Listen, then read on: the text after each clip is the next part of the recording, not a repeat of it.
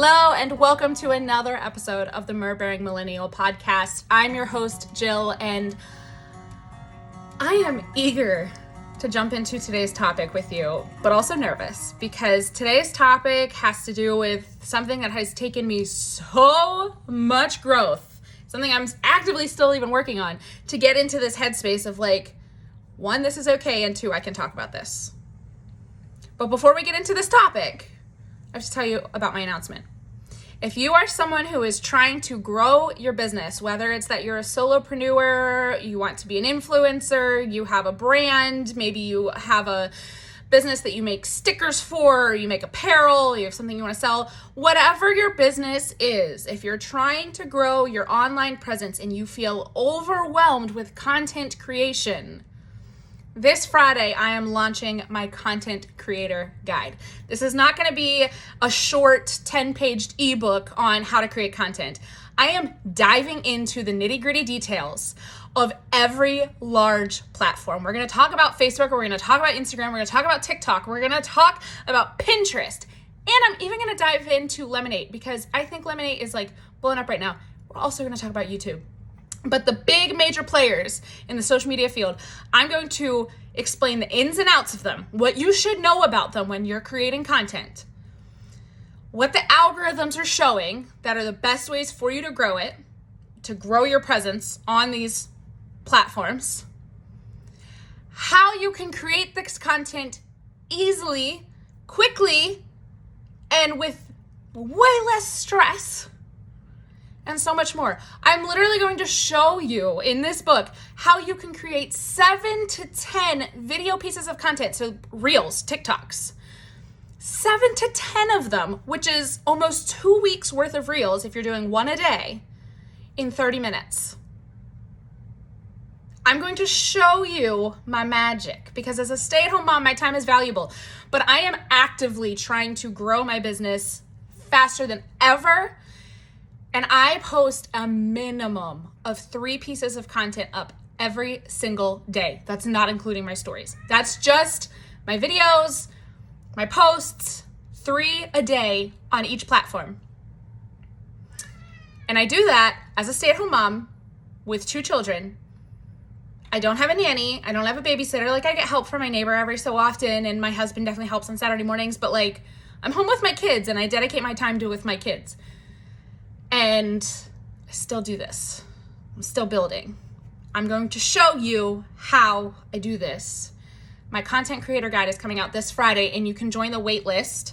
If you join the wait list, you're going to have an exclusive discount only for people on the wait list to get it this Friday. So details for the wait list are going to be in the description below.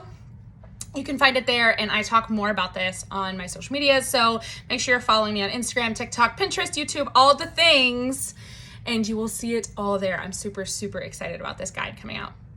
Okay, today's topic. I am talking about the 3 money mindset shifts I had to make as a stay-at-home mom. And I say a stay-at-home mom for a reason. So a little brief, very, very brief insight into why I became a stay-at-home mom. I was a victims advocate. I worked as a victims advocate in the field. I specialized with victims of domestic violence and sexual assault and human trafficking, and I loved it. It was what I went to school for. It was my passion, but I was in a pretty bad car accident on my way to work one time. I was sandwiched between 2 SUVs, and it resulted in a grade 3 concussion and 2 brain bruises. I ended up being in physical therapy and vestibular therapy for almost a year and a half. And yeah, I was pulled from the field because I couldn't drive for almost 6 months. So I was home, not working, I was healing, and then we got pregnant and just decided I was going to stay home. But I didn't have a problem. Well, I say this lightly. At that time, I didn't have a problem with a money mindset because I was making a paycheck, right? I was working a 9-to-5 job, technically 24 hours because I was on call. But I was working a regular job and earning a paycheck, and there was nothing to it. I didn't have any problem with that. If anything, I had a problem maybe negotiating that I should have been paid higher, but I feel like most women struggle with that. that's a whole other can of worms we're not going to go into. But I didn't have much of a problem with it at that point because I was making a steady income. So I didn't really think anything of it. It was just, this is how my husband and I make a living. At the time, this was before COVID. No one worked from home. There wasn't nearly as much available online. Like, people were bloggers and stuff, but it wasn't as big of a thing as it is now to be making money online. And when I became a stay-at-home mom, I still pushed against it, right? I opened a retail store during COVID, during the pandemic, because I needed to be out of my house and I still needed to be making an income, because in my head, the only way I was actually truly worthy was if I was still making an income and doing all the things while being a mom. Still to make an income, I still to be working. Joke's on me. Being a mom is the best thing in the absolute world, and it's the only thing I ever actually want to be. Everything else that I am on top of a mom is a bonus, and I'm thankful for. But ultimately, I'm so thankful for being a mom. And it has taken me, my daughter's 3. It has taken me 2 years to get to that headspace. It really wasn't until the last year and a half that I started to fall in love with being a stay-at-home mom and my worth as a stay-at-home mom, and being a stay-at-home mom. But that being said, I have been a serial entrepreneur for that same amount of time, for like 4 or 5 years, dipping my toe in, network marketing things, and then slowly expanding into the world of affiliate marketing and brand partnerships and collaborations. And now I'm getting to this point where it's like, okay, I see this. The possibilities of making money online are absolutely endless. But I had to go through some hard money mindset shifts to get to this place where it's like, no, I can make money. Absolutely can make money. And it's totally okay that I do this. And I'm going to walk you through these 3 money mindsets as a stay-at-home mom. So the first one was the whole shift that it's our money. It's not my husband's money. It's not my money. It's our money. And this goes for any stay-at-home mom. You could be making an income. You could not be making an income if you're a stay-at-home mom and when you don't work, you don't want to make an income. Whatever the case might be. Any stay-at-home mom, okay, it is not your husband's money. It is not your money. It is your family's money. You and your husband's money. Why? Because you are equal contributors to your family and your home. This took me a while to come and be okay with. And actually, the reason why it took a while was because it stems from some trauma in my past. I was in a very severely abusive relationship while I was in college, and there was a lot of money control.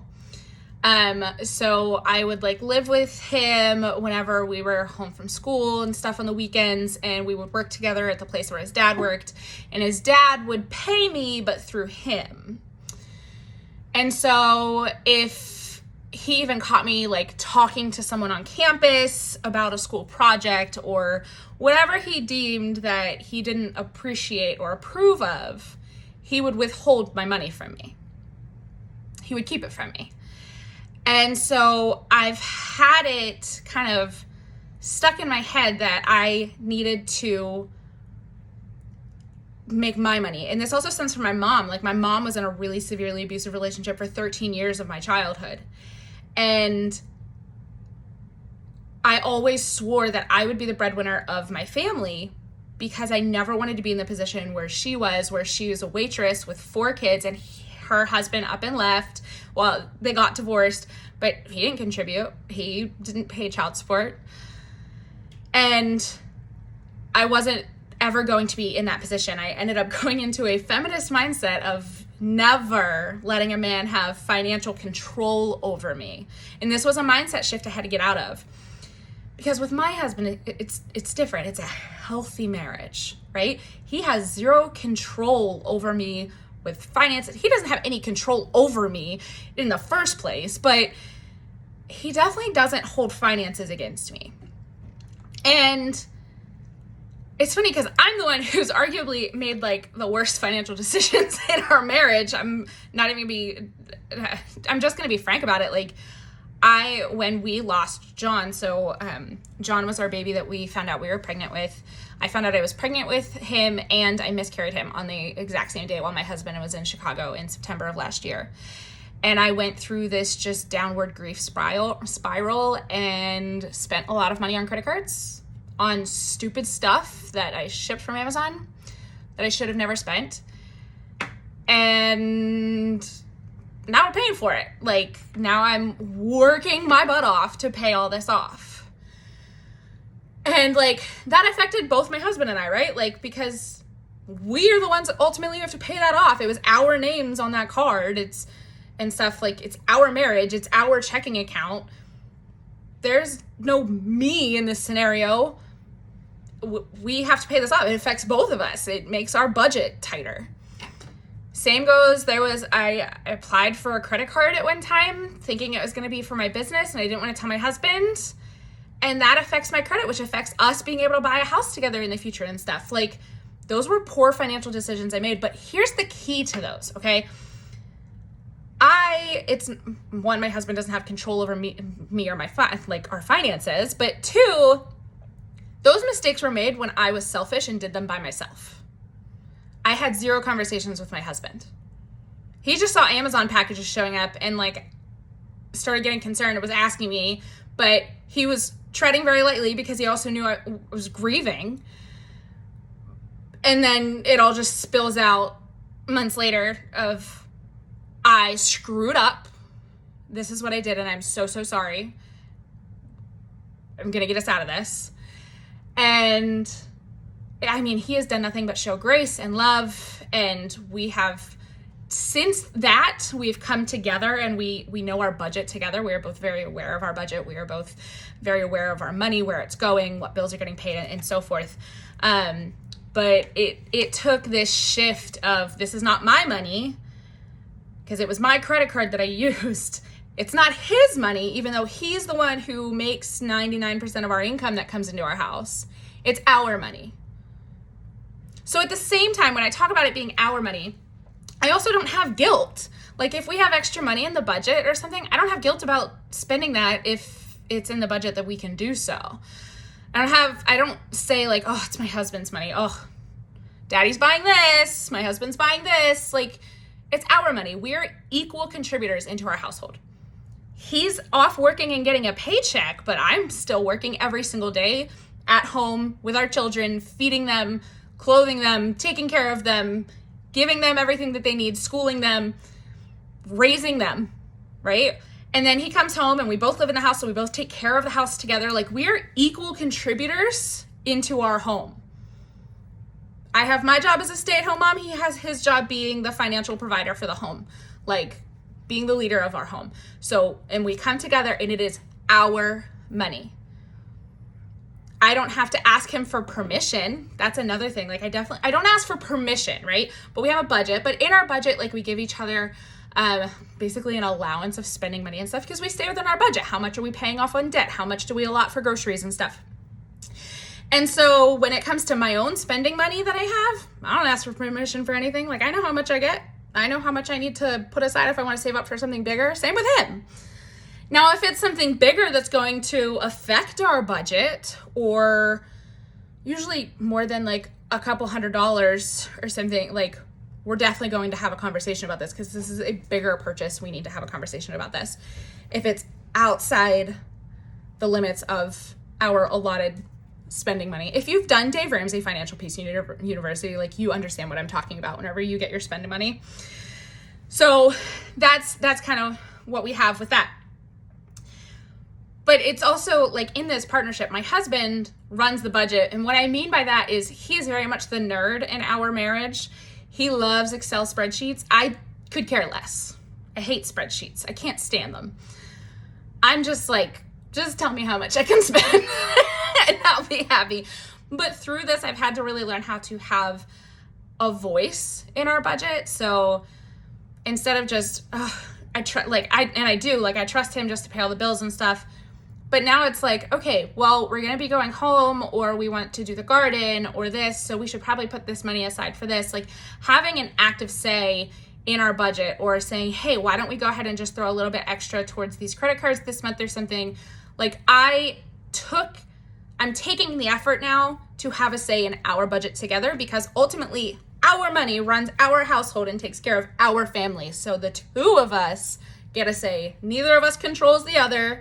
Neither of us is the sole owner of the money, nothing like that. Like, it's us, our money together. We work together. I hope that's making sense. So that was the first mindset shift I had to go through. One, like, I could trust my husband to make the money, but two, understanding like we are equal partners in this, and it is our money. In our marriage, it's our money. We are taking care of our family together. So that was the first mindset shift. The second mindset shift that I've had to go through, and this one is more recent, is that it's okay to make money as a stay-at-home mom. And I say this for two reasons. There were two posts that I distinctly remember that have just bugged me ever since I saw them. And the one was a mom who has a very, very large following. And she does some amazing things. Like, I do love her content and everything. But she did put out a piece of content that said, stop monetizing everything. You don't need to make money on everything. But the way she had worded it, I'm not saying like the exact word, the way she worded it kind of made me feel guilty for wanting to make money as a stay-at-home mom. And like 100%, like, I'm not a gatekeeper. I will share everything I possibly can. But there's also something to be said for charging for your worth, charging for your talents, charging for your skills, right? You don't have to just give out handouts all the time. If you have a special skill, if you have something you are an expert on, it's no different than calling an expert electrician to come work on your house. You couldn't do it, so call someone who can. If you can embroider clothes like no one's business, and this mom needs something embroidered, like, charge for your work. You're putting time and effort into that. There's no problem with wanting to make money as a stay-at-home mom. There's also no problem, like, if you are a stay-at-home mom, that doesn't determine how good of a mom you are if you're working or not working. Like, that has nothing to do with that. You are an amazing mom, whether you make an income or whether you don't. It's ultimately up to you. It's your choice, your family. Do what is best for your family. But you can absolutely make money as a stay-at-home mom. I saw the second post that I saw was just spiritually incorrect. It was just biblically incorrect is what I should say. But it was this traditional like obedient wife account thing. I actually stopped following them after I saw this post because I was like, this is wrong. And they said that homemakers, women who are home, stay-at-home moms, etc., should not make an income. They are not allowed to make an income. This could not be further from the truth. Literally go to Proverbs 31 in the Bible, and it talks about a virtuous woman and how she makes a profit. She buys a piece of land and makes a profit from it. There is absolutely nothing wrong with a woman making an income. In fact, I encourage it. And before the Industrial Revolution, women, like husbands and wives, were making money together all the time because it was family-owned businesses, right? And then when our husbands got sent off to war, the women went into the work field and made money. Granted, it took them away from being stay-at-home moms, but it had to do what you had to do. Like, our husbands were off at war. There is nothing wrong with women making money. I encourage it. You are absolutely allowed. There is no one telling you you can't. And if they're telling you you can't or that you shouldn't, they are wrong. I'm putting that out there right now. They are completely wrong. The Bible tells us otherwise. The Bible tells us that women can make an income and that they should. A virtuous wife buys a piece of land and makes a profit from it. She's virtuous because of this action that she does. She's caring for her family. She's bringing an income in. And I reached out to a very, very, very close friend of ours a while ago whenever I was really struggling with this mindset about, like, should I make an income as a stay-at-home mom, etc. And she's someone who I love very dearly, and her husband is currently going through seminary to become a priest. And I was like, I struggle with even the idea that having money is okay, which I'll get into my next mindset shift here in a minute. And she was like, there's nothing wrong with people who have money as long as they do something good with it. This also goes into my next point. But she's like, think of the church. Like, the church needs parishioners who have money to keep the church standing. Charities need people who have money to donate to keep charities standing. Businesses need money. Like, God knows we need money to live. We need money to pay our bills, to live in our house, to eat food and stuff. Like, money is a necessity in our world.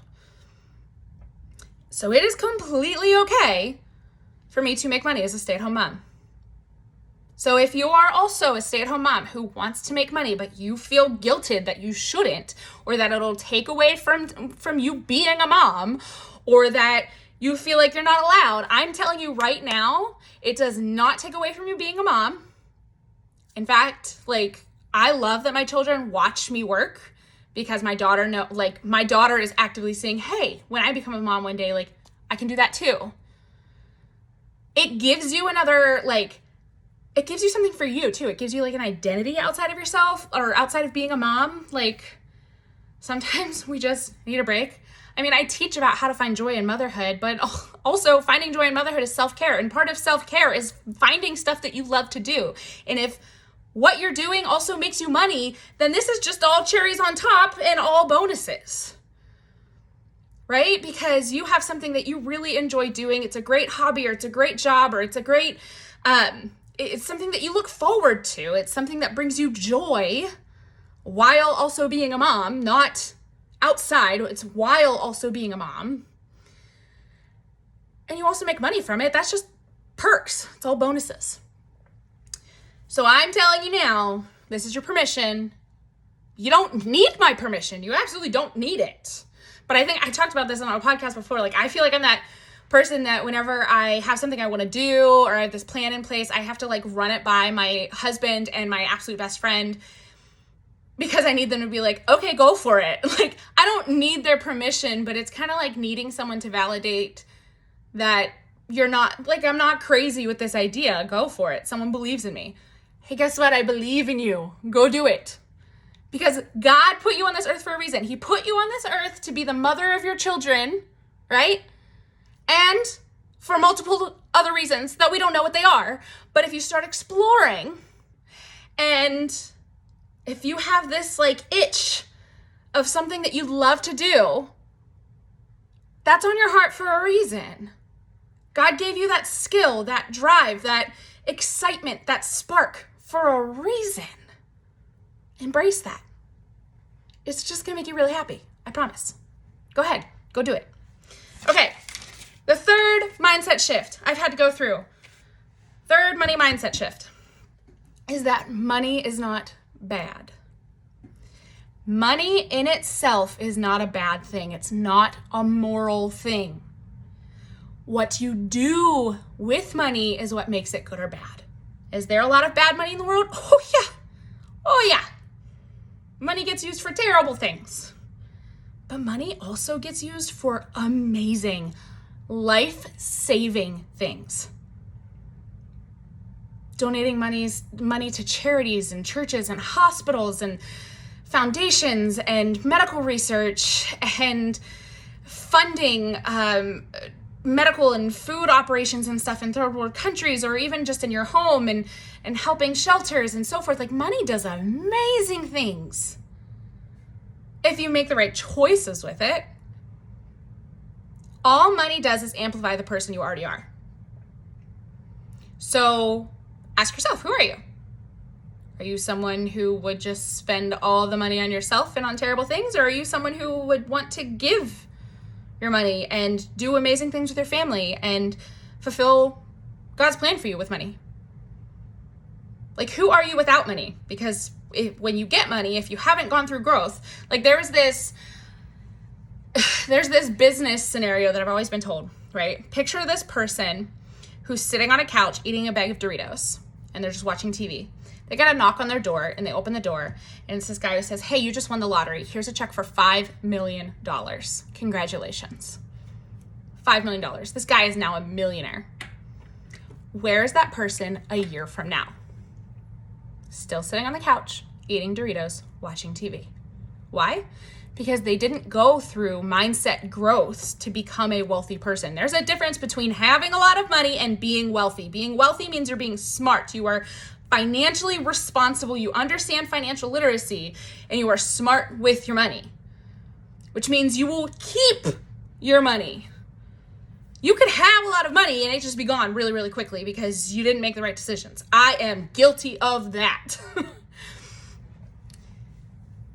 But you have to go through shifts to understand how to be smart with money, right? And to understand that money is a good thing. And this is something I've really had to go through, and go through this with my husband too, because like I grew up poor. Like, we weren't dirt poor, but my mom was a single parent. She was a waitress with 4 kids. We weren't wealthy by any means. I mean, we had a good life. Like, we had good memories. We traveled and went camping and did all this stuff. My mom made it work, but it was definitely, it wasn't easy, right? So money is not something that I've ever really been taught how to be financially responsible with. It's not something that I was ever really comfortable around either, because I've never had money, right? And my husband and I are comfortable. My husband has a very, very, very good job. We've made some poor choices, but we're young. We're learning. We are learning from our mistakes. And I'm sharing with you what I've learned because I've walked through the trenches. I'm actively walking through the trenches of getting debt free. And what I'm seeing from this is money isn't a bad thing. Like, I used to look at people who had money and be like, oh, it must be nice. Yeah, it must be nice. It is nice when you have money, when you're smart with money. It is really nice to be able to just donate a few $1,000s to a charity or church of your choice, or to a friend in need. Can you imagine how amazing that would be? That if you woke up one day and your best friend is going through something absolutely terrible and needs help, and you could just be like, here's a check. Don't even think about it. Just here's a check. You know how amazing that would be? To be able to have money that you don't have to worry about health, right? Now we're seeing so many people switch to natural remedies, but the problem is our insurance doesn't cover natural health. Doesn't cover seeing homeopathic doctors or naturopaths and getting certain studies and tests done and supplements and stuff. So you could live a super healthy, well-balanced life between the pharmaceutical world and the natural world if you had money to afford the out-of-pocket payments that insurance doesn't cover. Right? I'm not talking about buying materialistic things. I'm just talking about giving yourself freedom to enjoy your time on earth, to feel healthy, feel happy, to be able to travel and stuff. I am we are fully set that we are going to homeschool our kids, right? We're going to homeschool our kids because we don't trust the public school system whatsoever. So we're going to homeschool them.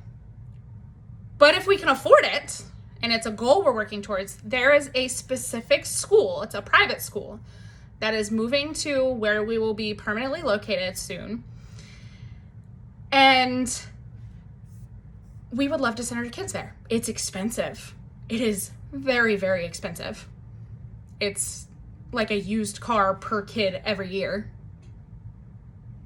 But it's the dream. It's exactly where we want our kids to go. And I'm going to try and model that if we homeschool them. But if we can afford it, I'd love to send them to private school. And that gives them opportunities to learn in ways I didn't get to from public school. And I'm not saying that there's anything wrong with it, but it's just like you're able to give your kids and your family and stuff different experiences and to help them thrive. Money provides many, many opportunities of freedom. When it's used responsibly and by good people, money does really, really good things. Money is not bad. Money is good. And I'm going to leave you with a little bonus tip here of a mindset shift. Money is also a never-ending resource. It's unlimited. So that's how I should have worded that, actually. It's an unlimited resource. It's not going anywhere. I used to think it was super limited, that there is like this glass ceiling and you could only make money certain ways.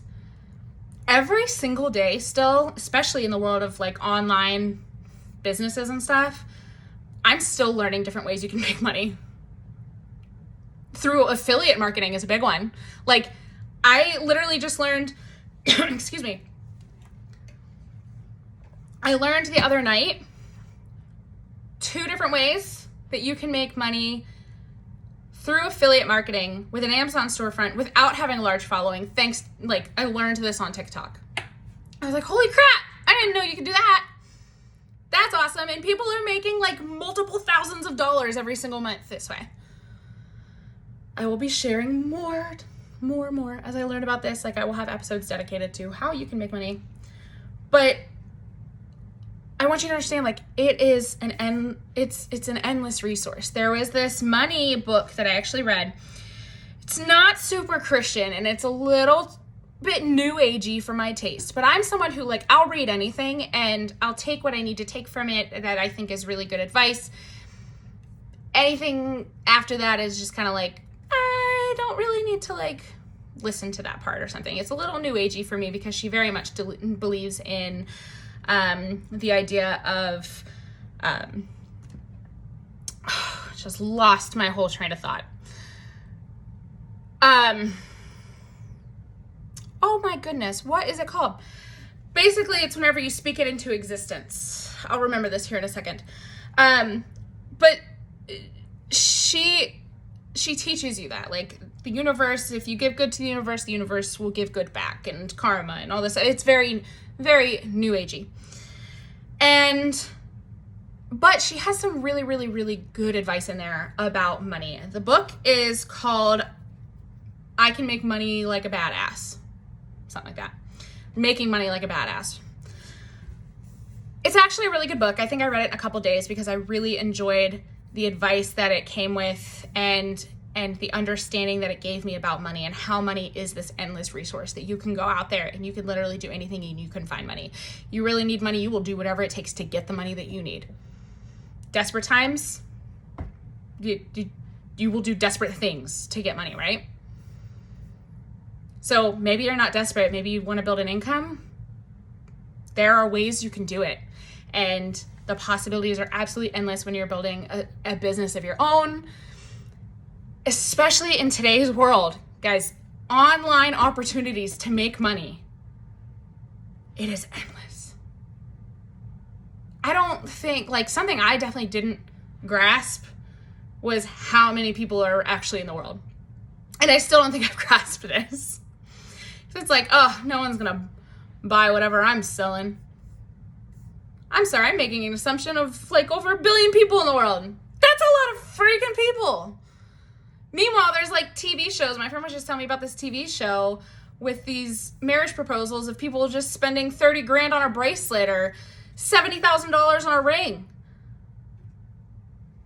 People have that kind of money? Yes, they do. It sounds crazy. It sounds ridiculous. One of my favorite people, she is someone I look to as a business coach. She's the person who got me into UGC and digital product work. She brought home $90,000 in 1 month. Almost $90,000 in 1 month.